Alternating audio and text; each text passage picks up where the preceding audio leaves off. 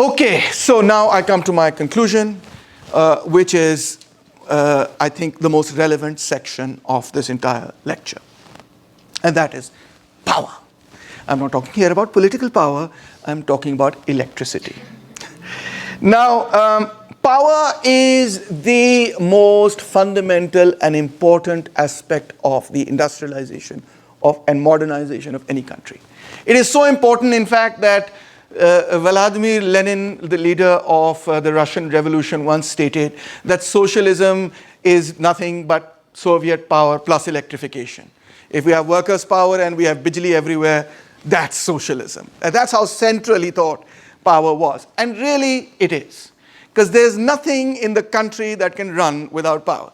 You know that when there is a power outage of 12 hours or 16 hours, the whole country, whatever it is that you're doing, whether you're studying or whether you are producing cotton or whether you are running a water pump for agriculture, everything across the economy is going to stop for the 6 hours in which there is no power. And we have experienced a situation where in Pakistan where we've had gone without power for 12 hours, sometimes for 16 hours. In some villages there is no power for like days on end. And we've been facing this throughout. So what is the reason? Well, first of all, let's look at some data. 2 to 3% of GDP is lost every year because of power shortages. That means if Imran Khan is growing at if the economy under Imran Khan is growing at 2.4%, if you solve the problem of power, you can easily reach 5 or 6% just by solving one problem, the problem of power. In 2011-12, the situation was so bad that this was up to 3 to 4% of GDP.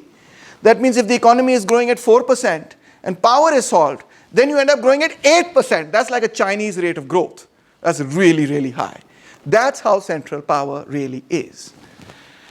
Asian Development Bank says the cost of power generation in the country has escalated almost 40% in the 2 fiscal years ending in 2012. So every time the cost of power is escalating, all costs across the economy, everything is becoming 40% more expensive. Why is this happening? The absence of energy, Asian Development Bank again says, is the main constraint for economic growth in Pakistan. You couldn't be clearer than that. That's the main problem you folks are having. There's no power to run anything. The ongoing energy crisis, says Barki, has crippled Pakistan's industry and economy. A conservative estimate puts the loss to industry at 13% of total manufacturing sales. Right? That is, I don't need to tell you, massive. So what's the reason? If you listen to mainstream economists, not all economists, but mainstream economists, you listen to government, you listen to other people, they keep saying, you're not paying your electricity bills. You're using too much electricity and not paying your bills. That's the main reason for the slowdown. But I'm here to tell you a different story. A story that begins in 1994, where a new policy was set up, and this was the private power policy of 1994.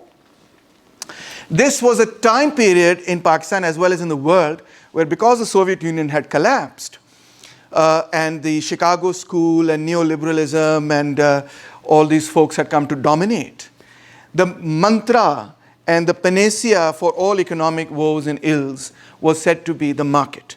Take away the government, bring in the market, everything will be hunky-dory, peachy, everything will be fine. And this is a worldwide thing. This was a one shoe size fits all solution. There's one solution that was given to over 100 countries. The same solution given to over 100 countries, applied across the globe in over 100 countries, and that was called neoliberalism. Bring the market in, take the government out. Simple. So 1994, this policy was passed. It was universally hailed by all the development institutions, and all private financiers said, well done, Pakistan. The United States Secretary of Energy, Hazel O'Leary, described it as the, quote, best energy policy in the world. Pakistan, you were getting 5 out of 5 stars. US Congress also lauded O'Leary's mission and said, and I quote, Energy Secretary Hazel O'Leary has just returned from a highly successful mission to Pakistan, which has opened new doors not to you, but to American business leaders, and may represent as well an important turning point in our diplomatic relations with Pakistan. Pakistan, you're on the right track. O'Leary was accompanied by 80 American business executives, primarily from the energy sector, read oil, resulting in the signing of 16 contracts worth $4 billion. And now if Imran Khan could say, I can get $4 billion of investment into Pakistan, people would be really happy, right? Because when he went to IMF, he got $6 billion and everybody, and this is 1994 we're talking about, so dollar prices are even higher, right? So everybody seemed very happy, but what happened?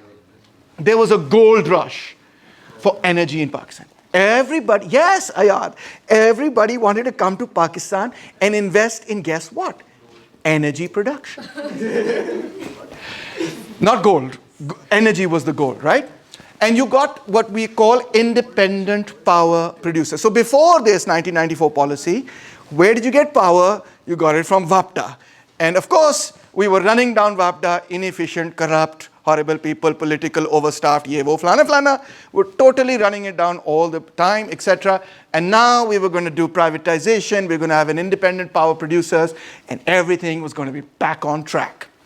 It was based on the HUPCO project, etc. What was the project? So the project was a bulk tariff of US cents 6.5 per kilowatt for the sale of electricity to WAPDA. So WAPDA was going to buy electricity from independent power producers at a fixed rate of $6.5 per kilowatt. You got to understand these terms and conditions, because as they say, the devil is always in the details. If you don't understand the details, you don't understand how this works. So investors, in turn, were to be provided a dollar-based internal rate of return of 15 to 18% over a 25 to 30-year period of the power purchase agreement. This is like a guaranteed profit. We're going to buy this much electricity from you. You're going to make at least this much profit over the next 3 decades. IPPs will be paid every month in 2 different parts: capacity payment and energy payment.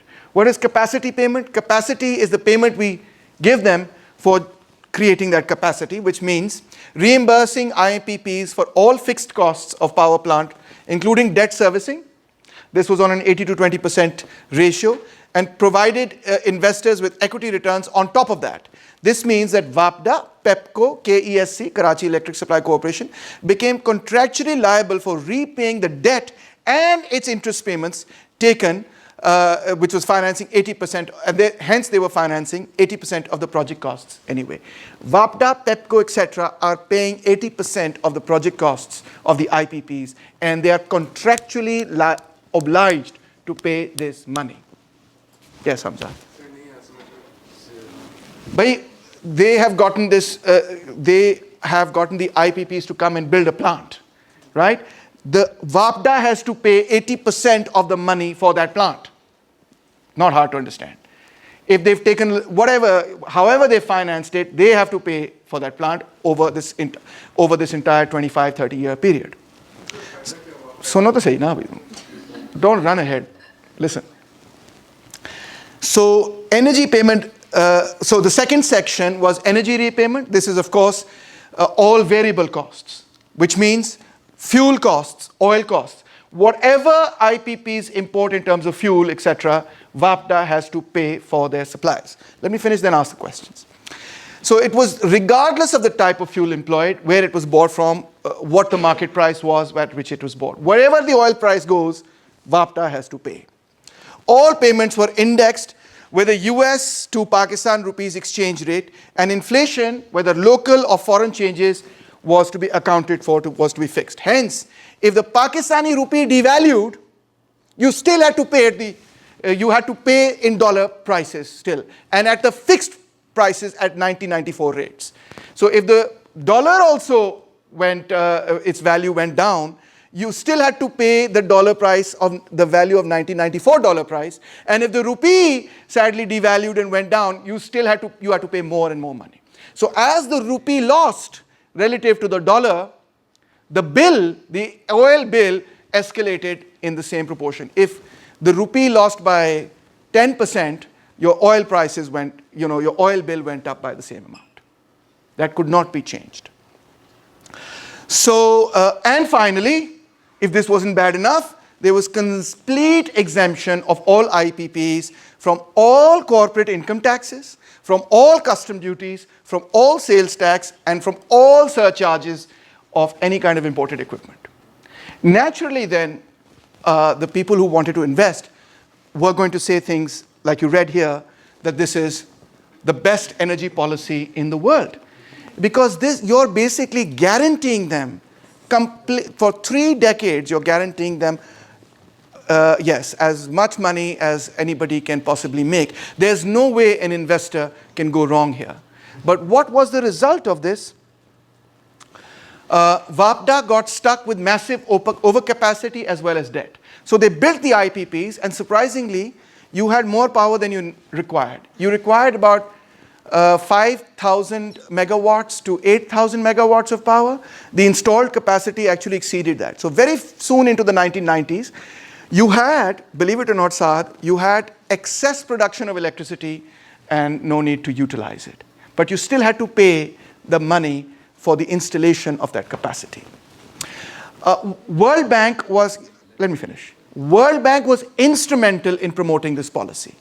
From the 1980s onwards, they basically, once the Cold War had ended, they basically said, we're not going to give you soft loans like we gave you a loan before to build Tarbela Dam, and we gave you a loan before to build other things. We're not going to do that anymore, okay? What we want instead is trade, not aid, they began to say. This became the big slogan, trade, not aid.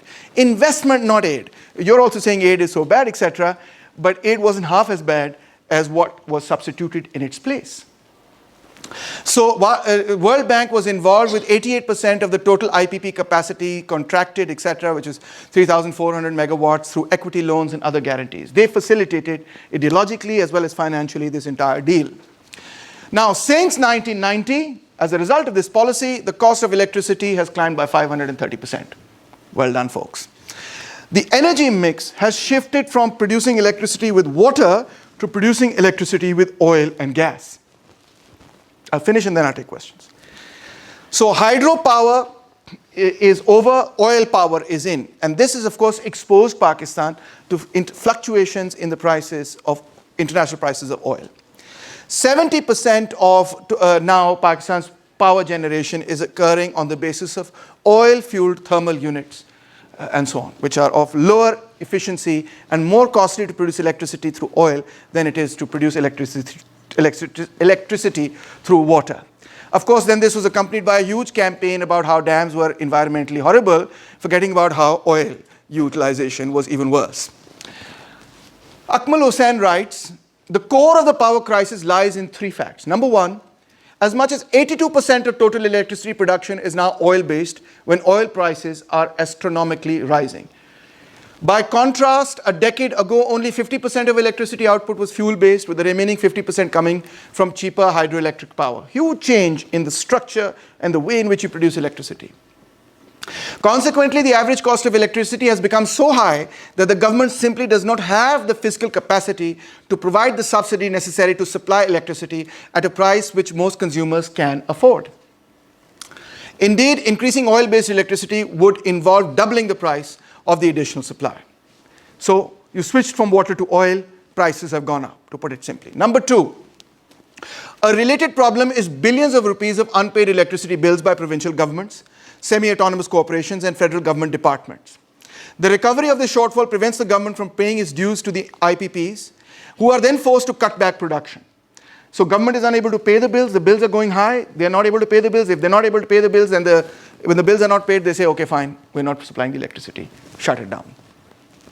And institutional weakness combined with obsolete transmission technology means also power losses along the way. So that is the scenario right now. And Pakistan has plunged into darkness thanks to the privatization policy and the IPP policy. Excess capacity together with high energy prices. 6 power plants remain shut.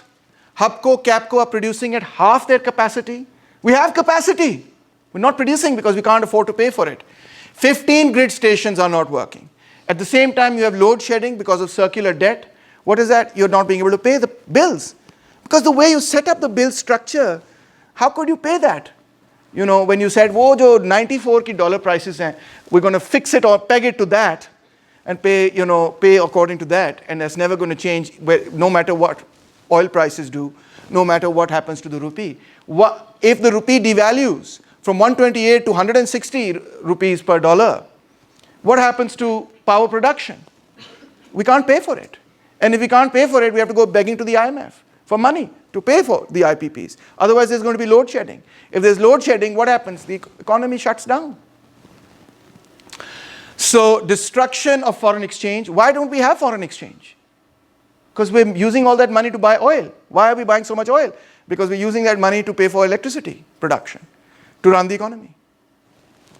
And complete slowdown of all economic production in Pakistan. What do government people keep telling you? It's your fault. It's not our fault that we made a bad contract. It's your fault, Abbas. You're not paying the bills. And you're stealing electricity. This is the real reason for pay your bills. The other thing is use less power. So electric savers, please start using them. Don't use the old bulbs. Turn off your lights. Why aren't you being responsible? Be good citizens, turn the lights off. PM even says, well, we can save 700 megawatts of electricity just by, let's reduce the number of working days. Let's have more holidays. Sit at home. Just have a 5. In fact, in Pakistan right now, we have a 4-day work week.